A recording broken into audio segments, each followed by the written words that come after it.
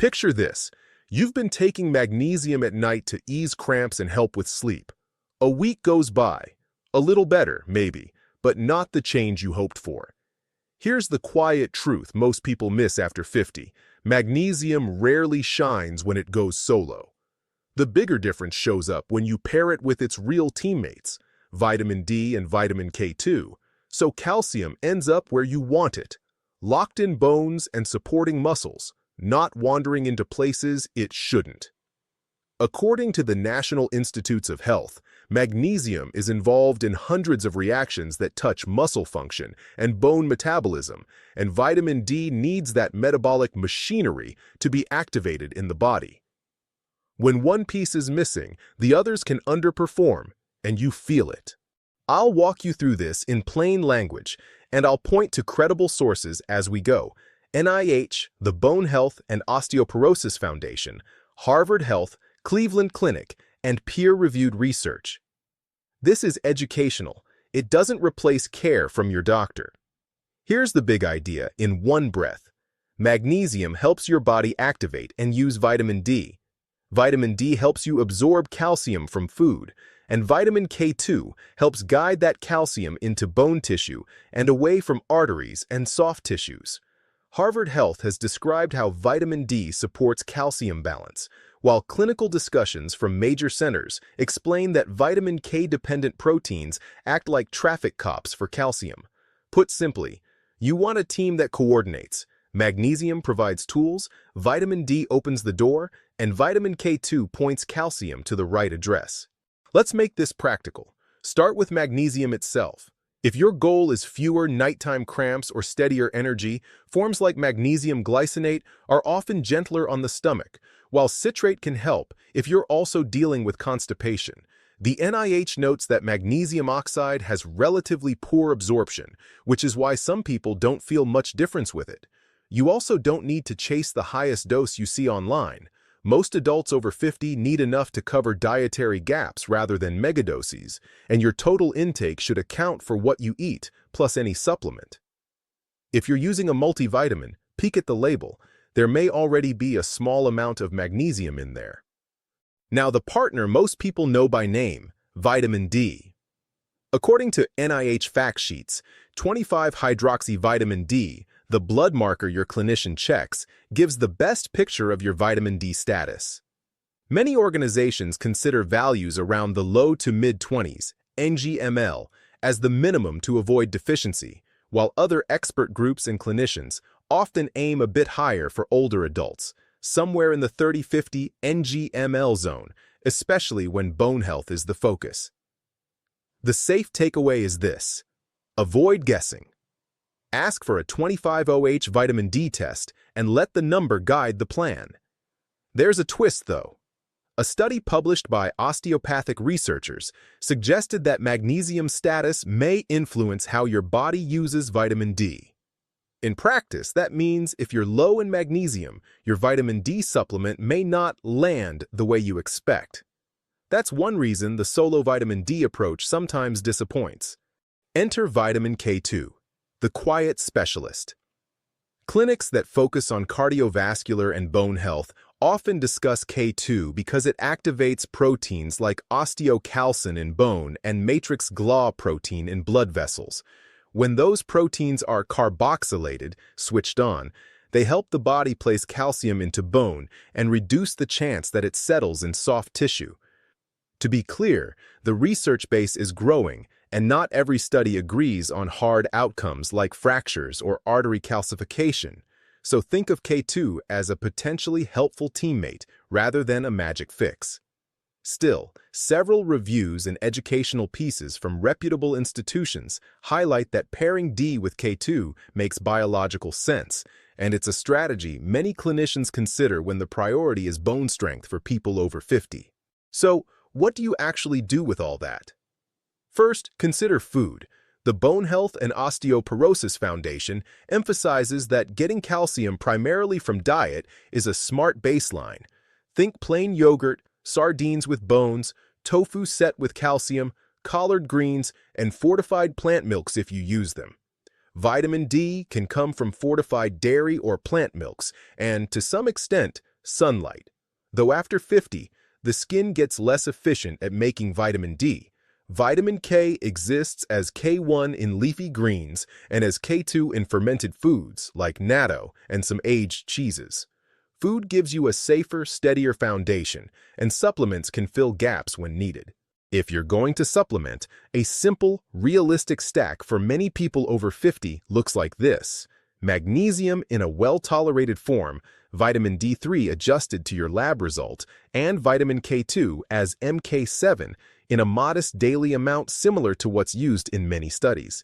It's common to take magnesium apart from thyroid medication and certain antibiotics because it can block their absorption.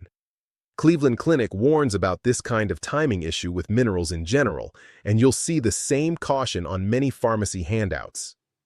Vitamin D3 and K2 are fat-soluble, so having them with a meal that contains some healthy fat can support absorption. That could mean taking D3 and K2 with lunch or dinner rather than on an empty stomach. Timing matters more than you think. Many people like magnesium in the evening because it feels calming, but that's a preference, not a rule. Split doses can reduce GI upset, half with lunch, half in the evening. Keep magnesium at least 4 hours away from levothyroxine, thyroid, certain antibiotics in the tetracycline or fluoroquinolone families, and medications like alendronate.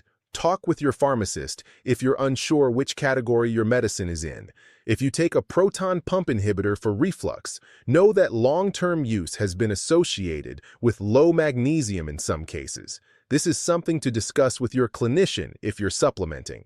Let's talk numbers without turning this into DIY doctoring. The NIH provides RDAs for magnesium, generally around 320 mg for older women and 420 mg for older men, total from diet plus supplements. Vitamin D needs vary widely. Lab numbers matter more than generic doses. Some people reach an adequate level with modest doses, while others need more under supervision. Vitamin K2, as MK7, is often used in microgram amounts in studies, not milligrams. Think tiny dose, not big scoop. The smart move is to use the smallest effective amount to close a gap, then recheck blood work rather than escalating blindly. There are important caution flags. If you have chronic kidney disease or a history of kidney stones, supplement plans, especially magnesium and calcium, require personalized guidance. If you've ever been told you have high calcium, a parathyroid issue, or sarcoidosis, vitamin D management changes, and you must involve your physician. If you take warfarin or another vitamin K antagonist anticoagulant, do not start vitamin K2 without explicit instructions from your prescriber because it can alter how your medication works. Reputable hospital pages emphasize this interaction for patient safety. People on certain heart rhythm medications should also check with their cardiologist before adding magnesium because electrolytes and arrhythmias are closely linked. Before you buy anything, put your plan on firmer ground with a quick lab checklist. Ask for 25OH vitamin D to know where you're starting. Ask about kidney function and serum calcium. If either is off, you and your clinician can build a safer plan. Total magnesium in blood can look normal even when body stores are low because most magnesium is inside cells. Some clinicians use an RBC magnesium test to get a better hint, though not every lab standardizes it. Consider it optional context rather than a definitive truth. If you're already on multiple prescriptions, a 5-minute medication review with your pharmacist can surface timing conflicts you might not expect. Now let's get concrete with a mini routine that many over 50 adults have found workable, always shaped by their labs and doctor's advice. Morning. If you take thyroid medication, take it alone with water, wait at least 30-60 minutes before food, and keep minerals like magnesium for later. Lunch or dinner. Take vitamin D3 with vitamin K2 along with your meal that includes olive oil, avocado, nuts, or another healthy fat. Evening. Take magnesium, possibly split if your stomach is sensitive.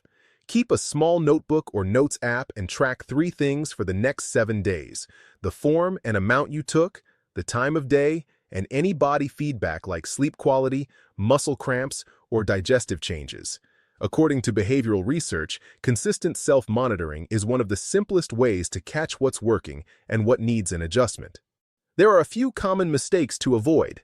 Don't take a large calcium supplement at the exact same time as your magnesium. They can compete for absorption. If your diet is already calcium-rich, more is not always better. Major organizations caution against overshooting your total calcium because excessively high intake may raise the risk of kidney stones in susceptible people.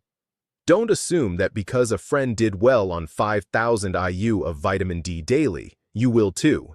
Individual responses differ, and high doses over time can push calcium too high. Don't ignore labels. Magnesium oxide looks like a bargain but often disappoints on absorption. And don't forget medications. If you're on warfarin, K2 is a conversation, not a surprise. You might be wondering, but what if I just can't tolerate magnesium? Sometimes switching forms makes all the difference. Glycinate and malate are often better tolerated than citrate or oxide. Lower doses taken more than once per day can also smooth things out. If you're still not getting along with it, circle back with your clinician. Occasionally, the underlying issue isn't magnesium at all, but hydration, sodium-potassium balance, or a medication effect. Harvard Health and NIH sources both emphasize that diet quality and overall pattern, protein intake, produce, movement, shape how well these nutrients work for you. There's also the question of whether K2 really works.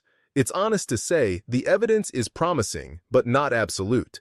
Reviews in the nutrition and cardiometabolic literature describe improvements in lab markers of vitamin K status and calcium-handling proteins with MK7, and some trials suggest bone benefits, especially in populations with lower baseline status.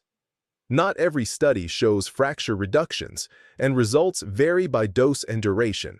That's normal in nutrition science. What you can bank on is the mechanism.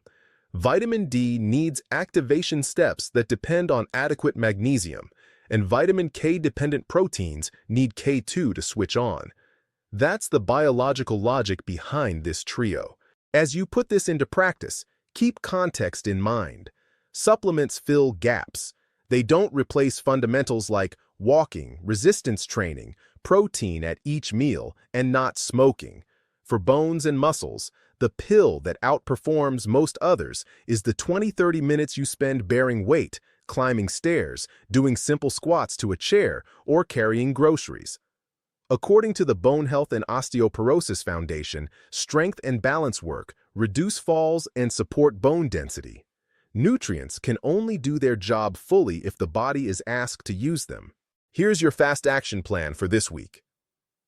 First, get clarity. Arrange a simple blood test for 25OH vitamin D and have a quick check of kidney function and serum calcium. Second, consolidate what you're taking. Choose one magnesium form, set a consistent time away from conflicting meds, and pair vitamin D3 with K2 at the meal you never skip. Third, log your response for 7 days, sleep quality, muscle cramps, energy, digestion, and bring that mini report to your next appointment. In one page, you'll know if the team approach is changing anything you care about. Let's lock it in with a lightning recap you can screenshot. Magnesium isn't a solo act. It helps your body use vitamin D effectively. Vitamin D opens the door for calcium to be absorbed, but the number that matters is your 25OH blood level. Vitamin K2 may help direct calcium to bone and away from soft tissues by activating key proteins. Food first, supplements second, labs to personalize. Watch for medication interactions and kidney-related cautions. Keep your plan simple, consistent, and measured in weeks, not in single mega doses. If this helped, drop a comment with D3 plus K2 so I know you want a printable checklist. Share this with someone 50 plus who takes magnesium but hasn't heard about the team effect. Subscribe for the next video where we unpack the bone strength mistakes that silently undercut progress after 50 and how to fix them with simple, evidence-based moves. Information guides decisions. Don't start or stop medications or change doses without talking to your doctor. Educational content only.